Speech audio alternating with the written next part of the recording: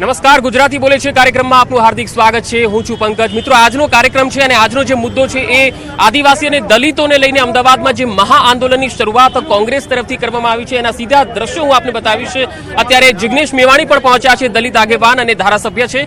સાથે સાથે ધારાસભ્ય કોંગ્રેસના નૌશાદ સોલંકી પણ છે અને મોટી સંખ્યામાં કાર્યકર્તાઓ અને દલિત આગેવાનો અહીંયા જોડાયા છે અને તેમનું એક માંગણી છે કે બિન સરકારી વિધેયક છે તેને ભાજપના ધારાસભ્યો સમર્થન આપે। તેમનો દાવો છે કે 80 જેટલા ધારાસભ્યોનું સમર્થન પ્રાપ્ત છે। નૌશાદભાઈ સોલંકી આપણી સાથે જોડાયા છે। નૌશાદભાઈ, મુખ્ય આંદોલનનું જે માંગ છે, આંદોલન કયા પ્રકારનું છે અને શું મુખ્ય માંગ છે? હાલ જે આ બિન સરકારી વિધેયક છે જેની અંદર 1.5 કરોડ લોકોનું કલ્યાણ સમાયેલું છે અને જે ગુજરાતની સરકાર જે પૈસા ફાળવી રહી છે એ પૈસા વેડફાઈ રહ્યા છે। સ્ટેચ્યુ ઓફ યુનિટી હોય, વડનગરની ફિલ્મ હોય અને એક પ્રકારે સરકારી જે લૂંટ ચાલી રહી છે દલિત અને આદિવાસીઓના ફંડની, એના માટેની આ લડત છે, એના માટેનો આ કાયદો છે। એટલે આ કાયદા માટે અત્યારે અમે લોકો લડી રહ્યા છીએ। પણ અત્યારે આપનું કહેવું છે કે અગાઉ જે દલિતો માટે અને આદિવાસીઓ માટે જે યોજનાઓ આવી એના 90% ફંડ વપરાઈ ગયું છે। આ આક્ષેપોમાં તથ્ય કેટલું છે? આપણી પાસે શું પ્રૂફ શું છે? એની પાસે તમામ ડોક્યુમેન્ટરી એવિડન્સો છે। મને અધિકૃત રીતે જવાબ આપવામાં આવેલો છે કે સ્વાઇન ફ્લૂની જાહેરાત હોય, વડનગરની જાહેરાત હોય, સ્ટેચ્યુ ઓફ યુનિટીની જાહેરાત હોય, આ તમામ પાછળ આ પૈસાઓ ખર્ચ થયા છે। તો નૌશાદ સોલંકીનું કહેવું છે કે સરકારી યોજના પાછળ જે ખર્ચ થાય છે એનો મોટાભાગનો ખર્ચ અન્ય યોજનાઓ પાછળ વપરાય છે। આપણી સાથે જિગ્નેશ મેવાણી પણ જોડાયા છે। જિગ્નેશભાઈ, આપનું શું કહેવું છે? આદિવાસીઓ અને દલિતો પાછળ સરકાર જે ખર્ચ કરે છે શું એ વપરાતા નથી એમની પાછળ? આખો દેશ અને દુનિયા જાણે છે કે આદિવાસી અને દલિત એ આ પૃથ્વી પરના સૌથી વંચિત, શોષિત અને જરૂરતમંદ વર્ગો છે। તો ગુજરાતની અંદર આદિવાસી સમાજની જે 14.5-15% વસ્તી છે, દલિત સમાજની 7% છે। વસ્તીના પ્રમાણે પહેલા તો બજેટ ફળવાતું નથી અને ફળવાયેલા બજેટના રૂપિયા બીજા કામોમાં ખર્ચે જાય, આ તો ખોટી વસ્તુ। એટલા માટે કોઈને માઠું ના લાગે એમ હાથ જોડીને તમામ દલિત આદિવાસી ધારાસભ્યોને રિક્વેસ્ટ કરીએ છીએ કે દલિત અને આદિવાસી સમાજના નાણાં માત્ર દલિત અને આદિવાસી પાછળ જ ખર્ચાય, અમુક સ્પેશિયલ કાયદો ગુજરાતની વિધાનસભામાં પસાર થાય એ માટે તમે પણ તમારો સહકાર અને મંજૂરીની મોહર આપો। પણ બીજી એક વાત ખાસ એ છે કે રાજ્ય સરકાર તરફથી જે દલિતો અને આદિવાસીઓને જે કાયદા લાગુ થયા છે, જે હાલમાં પણ છે, તો શું એનાથી આ અલગ છે? બેસિકલી એવું છે કે SC/ST સબપ્લાન એક્ટ દેશમાં 1થી વધારે રાજ્યોમાં છે અને એની પાછળનો હેતુ બહુ સાફ છે કે દલિત અને આદિવાસી સમાજનું બજેટ જે એમના માટે છે એમની પાછળ જ ખર્ચાય। હવે વડનગર ઉપરની દસ્તાવેજી ફિલ્મ નરેન્દ્રભાઈને રાજી કરવા માટે કોઈ બનાવવા માંગતું તો બનાવે, પણ આદિવાસીની કોળીઓ ઝૂંટવીને કેમ? આટલું અમારું। પણ ભાજપના નેતાઓનું કહેવું છે કે આ વોટ બેંકની રાજનીતિ કરી રહી છે કોંગ્રેસ। ભાજપના મિત્રોને એટલું કહેવા માંગીએ છીએ કે તમને હાથ જોડીને રિક્વેસ્ટ કરવા આવ્યા છીએ કે તમે જો પક્ષનું નહીં સમાજનું પ્રતિનિધિત્વ કરતા હોય તો બિલને પસાર કરવામાં હા પડે। આમાં ક્યાં પોલિટિક્સ? અને આ જો પસાર નહીં થાય તો આપ આંદોલન કરશો? અમારું એવું કેવું છે રૂપાણી સાહેબને, ભાજપના દલિત આદિવાસી નેતાઓને કે આ એક એવો મુદ્દો છે કે આ મુદ્દે અમે જો આંદોલન કરીશું તો તમારા માટે શરમનો વિષય। બિલકુલ। તો આ જિગ્નેશ મેવાણી હતા અને તેમણે કીધું છે કે જો તેઓ આ બિલને પસાર કરવામાં સમર્થન નહીં આપે તો તેઓ આંદોલન કરશે। હવે આપણે રાજકીય વિશ્લેષકોને શું મત છે આ બિલને લઈને, આ આંદોલનને લઈને તેઓ શું કહી રહ્યા છે આવો જાણીએ। દલિતો અને આદિવાસીઓ માટે આપણે જેટલું કરીએ એટલું ઓછું છે, કારણ કે આપણે સમજીએ છીએ કે આટલા વર્ષો પછી, લગભગ 7 દાયકા પછી પણ એમની સ્થિતિમાં ફેર નથી પડ્યો અને એમની યોજનાઓ, ઘણી બધી યોજનાઓ છે, સમગ્ર રીતે સમાજને ફાયદો થાય એ રીતે, ઉપરાંત વ્યક્તિગત રીતે સ્કોલરશિપથી માંડીને, ભણવાથી માંડીને, બિઝનેસ કરવા માટેની અલગ અલગ યોજનાઓ છે। પણ આપણે જાણીએ છીએ કે સરકારી યોજનાઓમાં મુશ્કેલી થતી હોય છે, એનું પાલન બરાબર થતું નથી અને જેને લાભ મળવો જોઈએ ન મળે, એ બધી સમસ્યાઓ છે। એટલે એ સંજોગોમાં કોઈ પણ વાર માગણી થતી હોય કે વધારે ફંડ ફાળવવું જોઈએ અથવા તો એમની માટેની યોજનાઓ છે એનું વધારે સારું ઇમ્પ્લિમેન્ટેશન કરવું હોય તો એનો કોઈ ઇનકાર છે નહીં, કરવું જોઈએ। પણ એ જે માગણીમાં એક વાત એવી આવી છે કે વસ્તીના આધારે ફંડ ફાળવણ કરો, પણ એ મને લાગે છે મુશ્કેલ છે અને યોગ્ય પણ નથી, કારણ કે વસ્તીને આધારે કોઈ પણ ગણતરી કરવા જાય તો બીજી સમસ્યા ઊભી થાય છે। કારણ કે આજે પણ આપણે જોઈએ છીએ કે જાત જાતના આંદોલન થાય છે, અનામતથી માંડીને બીજા, એમાં પોતાની વસ્તી કેટલી છે આંકડા દર્શાવવાની કોશિશ થતી હોય છે। હવે એ આપણે વસ્તી વધારો પોતે પણ એક સમસ્યા છે અને બીજું જ્યારે વસ્તીના પ્રમાણની વાત કરીએ તો એની યારે જ્ઞાતિ વ્યવસ્થા પણ જોડાઈ જાય છે। જે જ્ઞાતિ વ્યવસ્થાનો આપણે વિરોધ કરી રહ્યા છીએ, જે જ્ઞાતિ વ્યવસ્થાને આપણે નાબૂદ કરવા માગીએ છીએ, જ્ઞાતિ વ્યવસ્થાને દ્રઢ કરવાની વાત આવે છે, વસ્તી વધારવાની વાત આવશે, એટલે એના બહુ બધા આડકતરા એવા ફણગા છે કે આપણે ન કરવું જોઈએ। એટલે મને લાગે છે વસ્તી પ્રમાણમાં કોઈને પણ ન ફાળવી શકે, માત્ર SC/STની વાત નથી, વધારે ફાળવી શકાય એવું આપણે માગણી કરી શકીએ કે તમે વધારે વધારે ફંડ ફાળવો, પણ વસ્તી આધારે તમે કોઈ પણ વસ્તુની ફાળવણી કરવા જાઓ તો એ મુદ્દો આખો આડા પાટે ચડી જાય એવું છે। એટલે મને લાગે છે એવા મુદ્દા પર જવાને બદલે એમણે એ કરવું જોઈએ જે ધારાસભ્યો વિરોધ કરી રહ્યા છે અથવા તો કોંગ્રેસ વિપક્ષ તરીકે એમણે એ કરવું જોઈએ। ભૂતકાળમાં કેટલું ફંડ વપરાતું હતું, અત્યારે કેટલું વપરાય છે અને જે વપરાય છે યોગ્ય જગ્યાએ વપરાય છે ખરું? ફંડ જે હોય એમાં કેટલીક વસ્તુ આપણે પ્રોસેસમાં જતી રહે છે. એટલે દાખલા તરીકે અધિકારી એના પગાર ખર્ચ હોય, એનો યોજનાનું ઇમ્પ્લિમેન્ટેશન માટેની જે ખર્ચ થતો હોય છે, વહીવટી ખર્ચ આપણે જેને કરીએ, એમાં કેટલી રકમ જાય છે અને ખરેખર સાચી રકમ લોકો સુધી કેટલી પહોંચે છે એનું તમે પ્રમાણ કાઢો, એનો વિરોધ કરો, એ પ્રમાણ વધે એટલા માટે તમે કોશિશ કરો, એ પ્રકારનું થવું જોઈએ. ઉપરાંત તમે પર્સન્ટેજ વાઇઝ જુઓ, ભૂતકાળમાં જે પર્સન્ટેજમાં ફંડ ફાળવવામાં આવતું હતું એ જ પર્સન્ટેજ અત્યારે છે કે ઘટ્યા છે. જો તમે ઘટ્યા હોય પર્સન્ટેજ વાઇઝ તો ચોક્કસ એનો વિરોધ કરવો જોઈએ અને કહેવું જોઈએ કે આ પર્સન્ટેજ વાઇઝ ઘટ્યા છે તમે ન કરો. ટોટલ એમાઉન્ટ કંઈ પણ હોઈ શકે છે, પરંતુ ટોટલ બજેટની સામાજિક કલ્યાણ માટે ફાળવવાતી રકમની ટોટલ પર્સન્ટેજની રકમ જો ઘટી હોય ચોક્કસ વિરોધ કરવો જોઈએ. પણ મને લાગે છે વસ્તી આધારવાળી જે વાત છે અથવા વસ્તી ગણતરી પ્રમાણે અથવા સંખ્યા પ્રમાણે એ આધાર ન રાખવો જોઈએ. બાકી હંમેશા SC ST માટે જે પણ થઈ શકે આપણે કરવું જોઈએ. કોઈ પણ ચૂંટણી સમયે કંઈ પણ પગલું ભરાય, ચાહે સત્તા પક્ષ દ્વારા હોય કે વિપક્ષ દ્વારા હોય, તો આપણને એક લાગે કે ભાઈ ચૂંટણીને કારણે આ પગલું ભરાઈ રહ્યું છે. હવે એમ જોવા જાવ તો આખા દેશમાં અત્યારે કોઈને કોઈ સ્થળે ચૂંટણી ચાલી જ રહેવાની છે અને એના કારણે આપણે એવું માનીએ કે ભાઈ આ ચૂંટણી લક્ષી છે તો એ કહેવું અયોગ્ય છે. એટલે કોંગ્રેસે આ પગલું, કારણ કે કોંગ્રેસ વિપક્ષ તરીકે લગભગ આમ જોઈએ તો ઘણા વર્ષોથી સત્તાથી દૂર રહી છે, એટલે એ વિપક્ષ તરીકે લગભગ નિષ્ફળ પુરવાર થઈ છે. એટલે આવા પગલાં ભરે એ ઇચ્છનીય છે અને એણે આજે માગણી કરી છે એ માગણી સંતોષાવી જોઈએ. ખાનગી બિલ લાવ્યા છે, ઘણા સમય એવું સંભળાય છે કે ભાઈ કોંગ્રેસ દ્વારા આવી રીતે એક ખાનગી બિલ લાવવામાં આવ્યું છે. એટલે એ તો બહુ ચોખ્ખી વાત છે કે જે બજેટ હોય એ પ્રમાણે એ વપરાવવું જોઈએ. પરંતુ સાથે સાથે આમાં ચર્ચા પણ વિધાનસભામાં થવી જરૂરી છે. આ મુદ્દે ભાજપ પણ એક પડકાર ઝીલી અને ચર્ચા ગોઠવે, એનું લાઈવ ટેલિકાસ્ટ થાય અને તો એનું ખરેખર એ આખી તંદુરસ્ત પ્રણાલી આપણે જોઈ શકશું.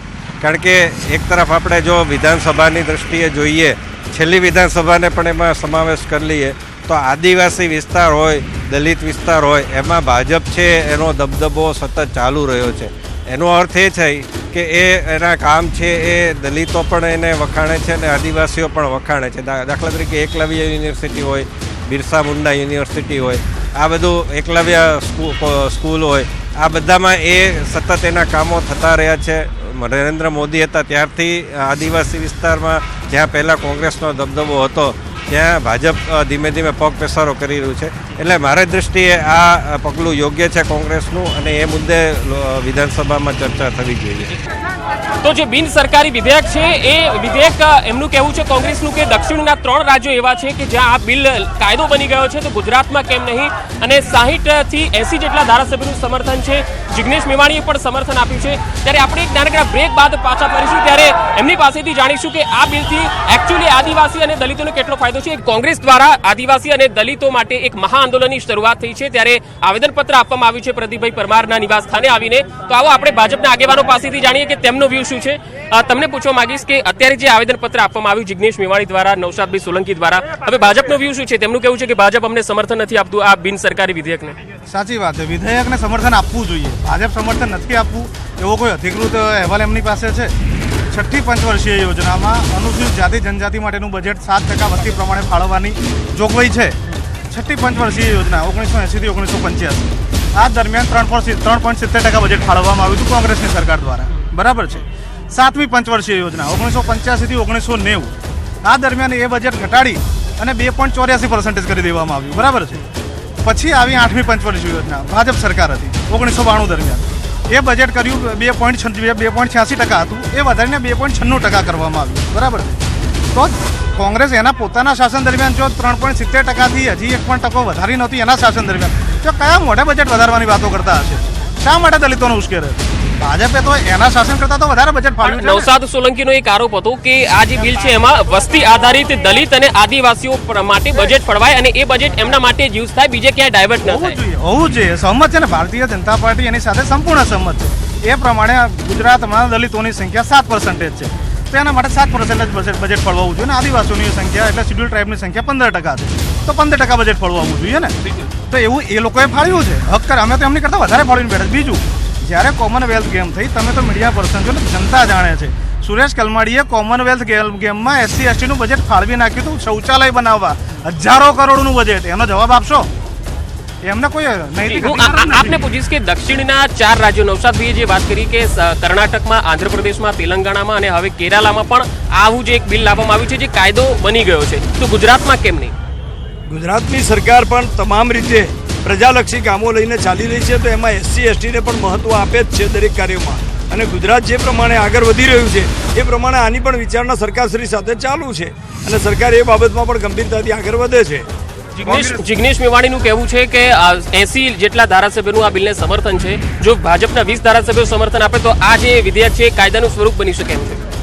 જિગ્નેશભાઈ રોજ અવનવા આવા પ્રશ્નો અને વાતો કરતા હોય છે. એમને પોતાને હોવું જોઈએ. વડગામથી તેઓ અપક્ષમાં ધારાસભ્ય છે અને પાર્ટી લેવલના કામો કોંગ્રેસની રીતના, ભાજપની રીતના કાર્યો કરતા આવ્યા છે અને કરવાના છે. એમાં કોઈ 80 ને 20 જણાનું જે વાત કરતા હોય તો એ સરકાર લઈને બેઠા છે, તેઓ પણ આ વિચારતા હોય. વિજયભાઈ રૂપાણીના શાસનમાં કોઈ પણ સમાજને કોઈ પણ પ્રકારનો દબાવવામાં આવતો નથી કે કોઈ પણ પ્રકારનો સહયોગ નથી મળ્યો, એવું બન્યું નથી. આજે અમારા 22 વર્ષના ભાજપના શાસનમાં નરેન્દ્રભાઈ મોદીથી લગાવીને અત્યાર સુધીના તમામ સાધનમાં આ કાર્યવાહી આગળ વધી રહી છે અને કરી રહ્યા છે. તો કઈ એવી યોજનાઓ આદિવાસી અને દલિતોની છે જે આ બિલ ના લાવો તો પણ ચાલે એવું છે? એવી કોઈ યોજનાઓ આપ ગણાવી શકો? આ બિલ ના લાવો એવો કોઈ પ્રશ્ન જ ઉપસ્થિત થતો નથી. આ પ્રશ્ન જ ખોટો ઉઠાવેલો છે. તો આ તમે રજૂઆત કરો ને, આ સરકાર જ બિલ લાવશે. આ રૂપાણી સાહેબની અને નરેન્દ્રભાઈની સરકાર જ આ બિલ લાવશે અને આ બિલ મંજૂર પણ થશે. હજી ક્યાં ફ્લોર પર આવીને ભાજપ વાળાએ ના પાડી? આ બિલ તો નૌશાદભાઈ સોલંકી લાયા છે, એ બિલને આપ સમર્થન આપશો? અરે દલિતોના હિતની હશે તો બધાને સમર્થન મળશે. શા માટે નહીં મળે? પાર્ટી દલિતના હિત કરે છે અને પાર્ટી જ લાવશે. હજી આજે એમને જે આવેદન પત્ર આપ્યું જિગ્નેશ મેવાણી, નૌશાદભાઈએ, આપસે શું વાત થઈ આપની સાથે અને તમે શું એમને ખાતરી આપી? નૌશાદભાઈ કે જિગ્નેશભાઈ તો ક્યાં વાત જ કરે છે, તો જાહેર સભામાં બોલે છે. એ લોકો મીડિયામાં જાહેર સભામાં બોલે છે. વિધાનસભામાં બોલો ને તમે. વિધાનસભામાં બિલ રજૂ કરો ને, પછી નહીં રજૂ થાય તો તમે સરકારનો વાંક કાઢો ને. તમારું બિલ મંજૂર ના કરો તો તમે મીડિયાથી શા માટે સરકાર ચલાવો છો? સરકારના જવાબ તમે મીડિયા પાસે શા માટે માંગો છો? ક્યારે જિગ્નેશભાઈએ રજૂઆત કરી વિધાનસભામાં, ક્યારે નૌશાદભાઈએ રજૂઆત કરી વિધાનસભામાં, ભાજપના ધારાસભ્યોએ વિરોધ કર્યો. પણ નૌશાદભાઈએ કીધું બજેટ સત્રમાં જ આ બિલ લાવવામાં આવ્યું છે માર્ચ મહિનામાં, અને એ વખતે જ તે વિધેયક તેમણે રજૂ કર્યું હતું જેમાં 80 ધારાસભ્યોનું સમર્થન મળ્યું હતું. ભાજપના એક પણ ધારાસભ્ય ના તો મિટિંગમાં આવ્યા હતા ના વિધાનસભામાં એમણે સમર્થન આપ્યું. હવે તમને એ વાત હજી તમને ક્લિયર કરી દઉં. એ મિટિંગ એમણે જે તે જગ્યાએ બોલાવી હતી. વિધાનસભામાં બિલ રજૂ કર્યું, તમે ધારાસભ્યનો સંપર્ક કર્યો ને ધારો કે અહીં તમે અહીંથી શરૂઆત કરી છે માનનીય પ્રદીપભાઈ પરમારના ત્યાંથી. તમને પ્રદીપભાઈ પરમારે આ વિષયની ના પાડી કે હું સમર્થન નહીં આપું. શા માટે ખોટી પેલી ગેરમાર્ગે દોરો? એટલે આ વિધેયકમાં સમર્થનમાં છો આપ? આ વિધેયક ભાજપ સરકાર જ લાવશે.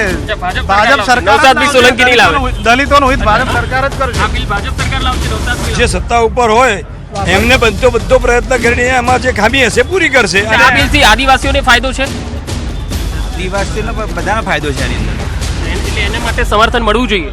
સમર્થન તો પાર્ટી નક્કી કરે છે. પાર્ટી જે નિર્ણય કરે યોગ્ય જ નિર્ણય કરતી હોય. બધા જે આદિવાસી હોય કે દલિત હોય બધાની સાથે જ પાર્ટીને સરકાર રહેલી જ હોય છે અમારી. તો પછી આ જે મહાઆંદોલનની શરૂઆતથી શું આ એક રાજનીતિ છે?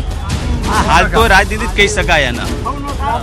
100% રાજનીતિ કહેવામાં આવે છે. એનું કારણ છે કે જ્યારે 7 તારીખનો એ લોકોએ કાર્યક્રમ નક્કી કર્યો, અમારા ધ્યાન ઉપર આવ્યો, ત્યારે અશારવાના લોકપ્રિય ધારાસભ્ય શ્રી પ્રદીપભાઈ પરમારે એમને કહ્યું હતું કે હું 7 તારીખે કેરળના પ્રવાસમાં છું. એમણે જાણ કરવા છતાં પણ એમણે કોઈ પણ પ્રકારનો કાર્યક્રમ એમણે ઉલટપુલટ કર્યો નહીં, બદલ્યો નહીં. જે તે સમયે જ્યારે ફ્લોર ઉપર એમણે આવશે, એમણે જે પણ વાત લાવશે એ વાતની જે તે વાત કરવાની હશે વાત કરવામાં આવશે. તમે આજે નથી, એમને ખબર છે તો પણ એ લોકો આયા જ આવેદનપત્ર આપવા. અમે સ્વીકાર્યું છે અને જ્યારે બી પ્રદીપભાઈ આવશે ત્યારે અમારી સાથે આવશે. એમણે જે બી ચર્ચા કરવી હશે અમે નિખાલસ ચર્ચા કરવા માટે તૈયાર છીએ. પણ એમનો જે એક આરોપ છે નૌશાદભાઈનો કે આદિવાસી અને દલિતો માટે જે યોજનાઓ આવે છે અને એનો જે ખર્ચો થાય છે, ફાળવણી થાય છે, એમાંનો મોટો ભાગનો ખર્ચો જે છે બીજે ડાયવર્ટ થઈ જાય છે, આદિવાસીઓ પાછળ નથી વપરાતો. આમાં કેટલું સચ્ચાઈ છે? આમાં એવું છે કે 1947થી ભારત દેશ આઝાદ થયો ત્યારથી લઈને એ લોકો મેક્સિમમ એ લોકોએ સરકારમાં રહેલા છે. જે તે સમયે એ લોકોના સમયમાં જે બધું થતું હશે તે અત્યારે એમને બધું દેખાઈ રહ્યું છે. આ એકદમ ખોટી અને વાહિયાત વાત છે. વડાપ્રધાન નરેન્દ્ર મોદી સાહેબ, મુખ્યમંત્રી વિજયભાઈ રૂપાણી સાહેબ દલિતો સાથે, આદિવાસી સાથે હર હંમેશ જોડાયેલા છે અને હર હંમેશ જોડાયેલા રહેશે. તો આપ જે વાત કરી રહ્યા છો કે આપની સરકાર આદિવાસી અને દલિતોની છે ને એમની સાથે જોડાયેલા રહેશે, તો પછી કોંગ્રેસના નૌશાદભાઈ એવું કેમ કહે છે? કેમ તેમને આ બિલ લાવવું પડ્યું? કોંગ્રેસના આગેવાનો ખાલી રાજકીય સ્ટન્ટ કરવા માટે એક નાટક કરી રહ્યા છે. ભારતીય જનતા પાર્ટી સરકારે એસસી એસટી માટેના જે યોજનાઓ, એટલી સરસ યોજનાઓ ચાલી રહી છે, આજની તારીખમાં કોઈ પણ દલિત આદિવાસી ભારતીય જનતા પાર્ટીની સરકારથી નારાજ નથી. એ લોકોનું નાટકનું એક આ તૂત છે. પાર્ટી બધું સારું વિચારી રહી છે સરકાર. અમારી સરકાર જે ભારતીય નરેન્દ્ર મોદીની સરકારે જે સૂચનો કર્યા છે એના અનુસંધાનમાં સારું કામ ચાલી રહ્યું છે. કોઈ સામાન્ય નાગરિક એનાથી નારાજ નથી. તો આપણે જરા જાણી લઈએ કે આપણી સાથે રાજકીય વિશ્લેષકો જોડાયા છે, તો એ શું કહે છે આ સમગ્ર મામલે? શું રાજનીતિ થઈ રહી છે? આવો એમનો વ્યૂ પણ જાણી લઈએ. બહુ સ્પષ્ટ છે કે ચાલો કોંગ્રેસ તો વિરોધ પક્ષમાં છે, તો કોંગ્રેસના ધારાસભ્ય કહે એટલે બાકીના ધારાસભ્યોની સાથે રહે. પણ જ્યાં સુધી ભારતીય જનતા પાર્ટીના ધારાસભ્યોની વાત છે, બહુ સ્વાભાવિક છે કે એ લોકો પાર્ટી લાઇનથી બહાર નીકળી અને આ મુદ્દા પર કોંગ્રેસનું સમર્થન ન કરી શકે.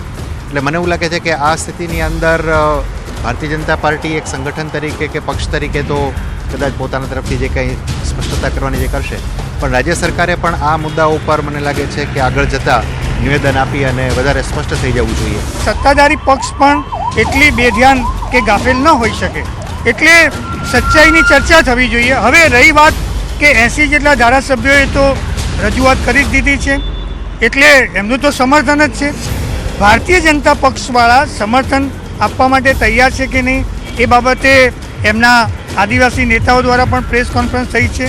એટલે વાતની સચ્ચાઈ સુધી પહોંચવાની ચર્ચા જો વિધાનસભામાં થાય અને બંને પક્ષો દ્વારા ખુલ્લી ચર્ચા કરવામાં આવે તો આ પ્રશ્નોનો યોગ્ય ઉકેલ આવે. બાકી સત્તાધારી પક્ષ માત્ર આટલું ઓછું ફંડ વાપરતું હોય તો આંકડાકીય ક્યાંક વિરોધાભાસ હોય એવું મને જોવા મળે છે. તો રાજકીય વિશ્લેષકોનું કહેવું છે કે આ એક રાજનીતિ થઈ રહી છે, પરંતુ આપણે જે ભાજપના આગેવાનોને મળ્યા, હવે નૌશાદભાઈ શું કહે છે એમને જાણીએ. નૌશાદભાઈ, જે ભાજપના આગેવાનોને તમે આવેદનપત્ર આપ્યું, એમને પાસે અમે ગયા, એમનું કહેવું છે કે વિજય રૂપાણીની સરકાર છે એ દલિતો અને આદિવાસીઓ માટેનું બિલ લાવશે, કોંગ્રેસ રાજનીતિ કરી રહી છે. દુર્ભાગ્ય છે કે આજે અમે એમને ગળે મળ્યા તમારી હાજરીની અંદર, અમે એમનું સન્માન કર્યું છે. આ મંચ ઉપરથી અમે એમને અમારા ભાઈ કહ્યા છે, કેમ કે અનામતની બેઠક ઉપર ચૂંટાયેલા છે. દરેક વાતની અંદર રાજનીતિ જોતો આ પક્ષ દલિતો અને આદિવાસીઓના મોઢામાંથી કોળીઓ છીનવી અને પોતાની વડનગરની ફિલ્મો બનાવે, સ્ટેચ્યુ ઓફ યુનિટીની જાહેરાત કરે, મહિલા સંમેલનો કરે, હાઈવેઝ બનાવે, પોતાનું ગુજરાત પાક્ષિક કરે છપાવે, કે પછી સૌનો સાથ સૌનો વિકાસ, એમના રાજકીય પ્રચારો દલિત અને આદિવાસીઓના ભોગે એમના પૈસે કરતા હોય, ત્યારે પણ અમે નફરત છોડી અને એક ભાઈ પાસે જતા હોય એ ભાવથી આજે અમે એમના ઘેર ગયા. અમે એમને સન્માન કર્યું અને એમને રિક્વેસ્ટ કરી છે કે તમે અનામત સીટ ઉપર ચૂંટાયેલા છો, તમે અનામત સીટ ઉપર ના ચૂંટાયેલા દલિતના દીકરા ના હોત તો મેં તમારા ઘેર ના આવે, પરંતુ તમે દલિત હોવાના નાતે ધારાસભ્ય છો એટલે અમે તમારી પાસે સમર્થન માંગવા આવ્યા છે. અમે કોઈ જ વિરોધ એમનો કર્યો નથી. તો આવા કેટલા ધારાસભ્યોને ત્યાં આપ જવાના છો આવેદનપત્ર આપવા? અમે કેમ કે ભારતીય જનતા પાર્ટીના ધારાસભ્યોએ આમાં સમર્થન આપ્યું નથી, એટલા માટે અમે દરેક ભારતીય જનતા પાર્ટીના દલિત અને આદિવાસીના ધારાસભ્યોના ઘેર જશું અને અમે એમને સમજાવવાનો, વિનમ્રણી કરવાનો અમે એમને પ્રયાસ કરીશું, અમે એમને પ્રાર્થના કરીશું. જી, તો આ જે બિનસરકારી વિધેયક છે એને લઈને અત્યારે આપની પાસે કેટલા ધારાસભ્યોનું સમર્થન છે? હાલ અમારી પાસે 80 ધારાસભ્યોનું અમારી પાસે સમર્થન છે અને જો બીજા 12 થી 14 ધારાસભ્યો અમારી સાથે આવે તો આ વિધેયક પાસ થઈ શકે એમ છે. અને આ વિધેયક પાસ કરવાની અંદર સરકારને કોઈ જ અડચણ નથી, કારણ કે અગાઉ પણ અગાઉની રાજ્ય સરકારોએ પાસ કરેલું છે. અમે અનેક વખત અનેક મંચ ઉપરથી રાજ્ય સરકારને વિનંતી કરી કે તમે સરકારી વિધેયક લાવો, પરંતુ રાજ્ય સરકાર આ સરકારી વિધેયક લાવ્યું નથી. એમની ભાજપની કેન્દ્ર સરકારનું જે નીતિ આયોગ છે એણે જે ભલામણ કરી છે, એણે જે ગાઈડલાઈન આપી છે, બસ એનો જ આ કાનૂન છે, એનો જ આ કાયદો છે, કોઈ નવી વસ્તુ નથી. તો ભાજપના જો ધારાસભ્યો સમર્થન નહીં આપે તો આપ શું કરશો? જો મહાત્મા પૂજ્ય ગાંધીજી અને બાબા સાહેબ આંબેડકરની આ ભૂમિ છે અને એક પૂરી નિષ્ઠાથી એક સાચી વાત માટે જ્યારે લોકો મેદાને પડે છે ત્યારે મોટી સલ્તનતોને પણ ઝૂકવું પડે છે અને અમારી આ ન્યાય માંગણી માટે ભાજપની સરકારને અમારા સમર્થનમાં અમારી સાથે એમને બેસવું પડશે અને એમને આ જ વિધાનસભાની અંદર એમને આ સત્રમાં આ કાયદો પસાર કરવો પડશે. દેશ અને દુનિયા જોશે કે અનુસૂચિત જાતિ પેટા યોજના અને આદિજાતિ પેટા યોજના કાયદો 2018 બની રહ્યો છે અને બની રહ્યો છે. એક છેલ્લો સવાલ કરીશ, આપે જે વાત કરી કે જે આદિવાસી દલિતોની યોજના આવે છે એનો મોટાભાગનો ખર્ચ ડાયવર્ટ થઈ જાય છે, એ યોજના પાછળ નથી વપરાતો અથવા દલિત આદિવાસી પાછળ નહીં વપરાતો. એ જ રીતે ભાજપના આગેવાનો કહી રહ્યા છે કે સુરેશ કલમાડી જે વખતે 1992 1985માં હતા, કોમનવેલ્થમાં ઘણા બધા રૂપિયા બીજી યોજનાઓના એમાં વપરાયા છે. આ વિશે આપનું શું કહેવું છે? તમારા ઉપર કોઈ પ્રશ્ન પૂછે, આજે ગુજરાતની વાત કરો ને, તમે કોઈ પાર્લામેન્ટના મેમ્બર છો, હું લોકસભાની અંદર કોઈ બિલની વાત કરું છું, આ મુદ્દાને ભટકાવવાની વાત છે. તમે જે મુદ્દા અમે ઉપસ્થિત કરી છે એનો જવાબ આપો ને. આજે આંધ્રપ્રદેશની સરકારે કાયદો પસાર કરી દીધો છે, કર્ણાટકની સરકારે પસાર કરી દીધો છે, કેરળની સરકારે પસાર કરી દીધો છે, તેલંગાણાની સરકારે પસાર કરી દીધો છે. શા માટે તમે એ સકારાત્મક ઉદાહરણ નથી લેતા? અને તમારી જાણ માટે જેમનો મુદ્દો ઉપસ્થિત કર્યો છે એ તમામે તમામ પૈસા સબ પ્લાનની અંદર પાછા આપવામાં આવ્યા. આ ઓન રેકોર્ડ ટ્રુથ છે. તો એક સંક્ષિપ્તમાં જવાબ લઈશ કે આ જે બિન સરકારી વિધેયક છે એની 5 લાઇનમાં સારી વાત હોય જે આદિવાસી અને દલિતો માટેની હોય તો એ વિધેયકની કઈ છે? સૌ પ્રથમ તો જે નીતિ આયોગની ભલામણ છે એ પ્રમાણે વસ્તીના ધોરણે એક તો બજેટની ફાળવણી થશે, એટલે દર વર્ષે દલિતોને 15,000 કરોડ અને આદિવાસીને 25,000 કરોડ રૂપિયા મળશે. નંબર 2, જે પૈસો ફળવાશે એની પાઈ ફક્ત આ જ વર્ગો પાછળ ખર્ચાશે, સીધો લાભ એને મળશે. નંબર 3, કે દલિતોની જે પાયાની સમસ્યા છે, ખાસ કરીને શિક્ષણની, આવાસની, રોજગારીની, આ બધી જ સમસ્યાઓનું સમાધાન આ બિલની અંદર છે, આ કાયદાની અંદર છે. તો આ હતા નવસાદ સોલંકી અને તેમણે આ આંદોલનની શરૂઆત કરી છે અમદાવાદના અસારવાથી અને તેઓ ભાજપના 20થી વધારે ધારાસભ્યોને મળવાના છે કે જેઓ આદિવાસી અને દલિત છે અને મહા આંદોલનની આજથી શરૂઆત થઈ ગઈ છે. જિગ્નેશ મેવાણીનું પણ આ આંદોલનને સમર્થન છે. હવે જોવાનું એ છે કે આ આંદોલન ક્યાં જઈને અટકે છે. આરોપ અને પ્રત્યાક્ષેપ થઈ રહી છે. દલિતો અને આદિવાસીને લઈને હવે રાજનીતિ શરૂ થઈ ગઈ છે કારણ કે ચૂંટણી નજીક છે. ગુજરાતી બોલે છે કાર્યક્રમમાં આજે આપણે વાત કરી દલિત આદિવાસીઓને લઈને જે આંદોલનની શરૂઆત થઈ છે. બીજેપીના આગેવાનોના પણ આપણે રિવ્યુ લીધા. હવે એક સમય થઈ ગયો છે વિરામ લેવાનો. આવતીકાલે એક નવા લોકેશન પર ફરી મળીશું. રજા આપશો. નમસ્કાર.